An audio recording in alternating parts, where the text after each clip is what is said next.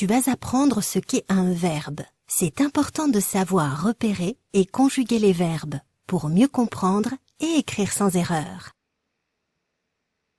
Commençons par un rappel. Qu'est-ce qu'un verbe?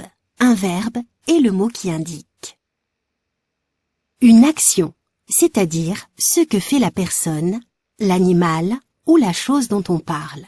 Par exemple, elle chante bien. Que fait-elle? Elle chante. C'est le verbe. Ou un état, c'est-à-dire comment est la personne, l'animal ou la chose dont on parle. Par exemple, il est grand. Ici, est indique son état. Lorsque l'on conjugue un verbe, il change selon le temps auquel on parle. Prenons l'exemple du verbe trouver. Pour la personne « je », au passé, on dira « je trouvais » ou « j'ai trouvé ». Pour la personne « je », au présent, on dira « je trouve ».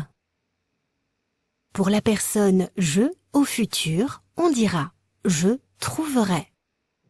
La fin du verbe change, c'est la terminaison. Elle termine le verbe. Par ailleurs, lorsque l'on conjugue un verbe, il change selon la personne. Par exemple, au présent. Je trouve. Nous trouvons. Vous trouvez. Les terminaisons changent aussi selon la personne dont on parle. Même si tu n'as pas encore l'habitude d'écrire les terminaisons, tu vas les apprendre à l'école et sur la Lilo. Toutefois, tu connais déjà beaucoup de terminaisons, car on dit la plupart d'entre elles lorsqu'on parle à l'oral. Dit-on « nous arrive » ou « nous arrivons ». Nous arrivons, bien sûr. Dit-on « vous allons » ou « vous allez ». Vous allez. Dit-on « les enfants font des grimaces » ou « les enfants fait des grimaces ».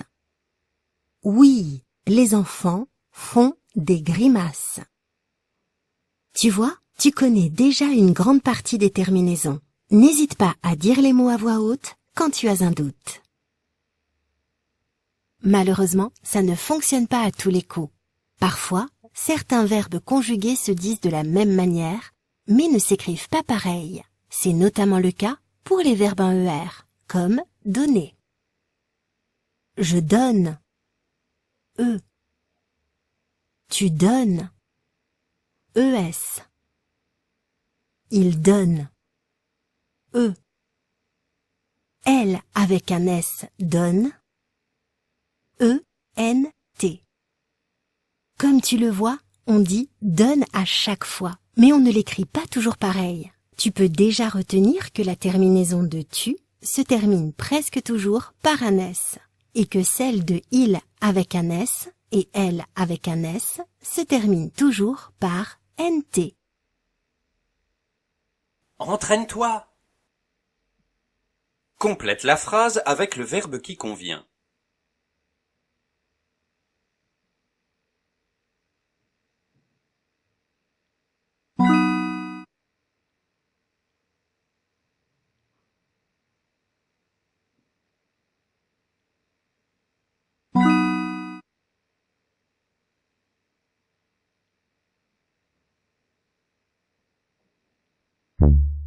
Rappelle-toi, tu peux t'aider des régularités des terminaisons. Le S pour tu, le NT pour il avec un S et elle avec un S.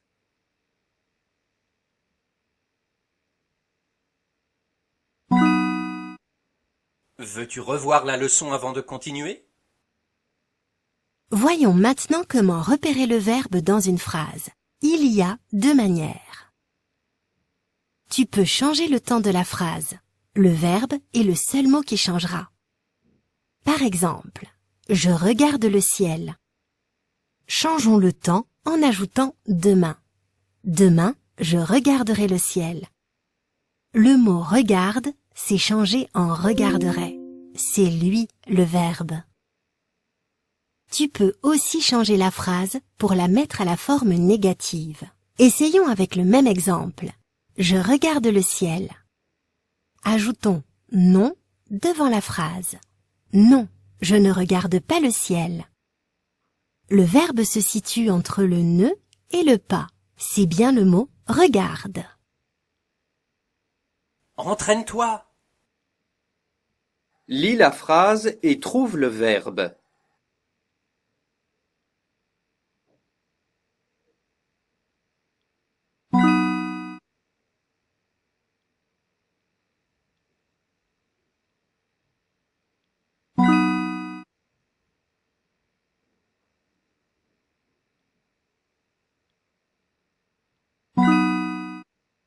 Bravo!